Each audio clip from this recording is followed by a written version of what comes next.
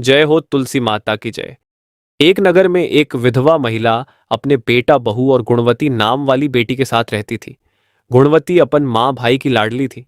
गुणवती ने जब से होश संभाला तभी से वह देवी तुलसी की पूजा पाठ करती, उसके बाद ही अन्न जल खाती थी।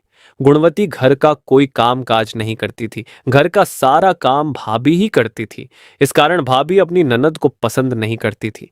भाभी ने अपने पति और सास से कई बार कहा कि आप ननद रानी से घर का काम करवाया करो, आखिर शादी के बाद तो ननद रानी को यही काम देगा, नहीं तो ससुराल वाले हमें ताने देंगे कि हमने ननद रानी को काम काज नहीं सिखाया। तो पति और सास हंस कर टाल देते। तब एक बार ननद से बदला लेने की नीयत से भाभी ने अपनी ननद का रिश्ता कर दिया, ये कहकर कि घर वर बहुत अच्छे हैं लेकिन वो बहुत गरीब थे। पति और सास ने भरोसा कर लिया। गुणवती शादी होकर ससुराल गई तो वहां कोई उसका आदर सत्कार करने वाला नहीं था। केवल एक विधवा सास, एक कुंवारी ननद ही थे। उस दिन गुणवती दाल रोटी खाकर सो गई। सुबह स्नान करके वो अपनी सास से पूछने लगी कि सासू माँ, हमारे घर में तुलसी का पौधा कहाँ है? क्योंकि मेरा नित्य का नियम है कि मैं तुलसी पूजा करके ही अन्न जल ग्रहण करती हूं। तो सास ने कहा, बहू, हमारे घर में तुलसी का पौधा नहीं है, तुम अपनी ननद को लेकर पड़ोस में तुलसी पूजा कराओ।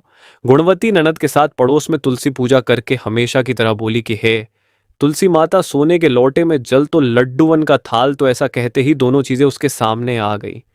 गुणवती ने दोनों चीजें पडिडुट होसन को पांव छू कर दे दिए। ये बात सास और ननद को अच्छी नहीं लगी, तो सास ने बहू का पड़ोस में तुलसी पूजन करने जाने से रोक दिया।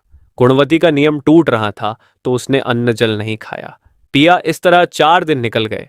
तब उसके सत से तुलसी माता गुणवती के घर के आंगन में लहलहाने लगी। तुलसी के पौधे में सोने चांदी के सिक्के लटक रहे थे।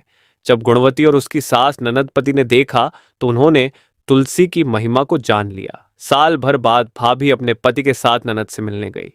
उसने सोचा था कि ननद फटे पुराने वस्त्र पहनती होगी, सूखे टिक्कर खाती होगी, लेकिन ननद की हवेली नुमा मकान, नौकर चाकर देखकर भाभी और भी जल गई।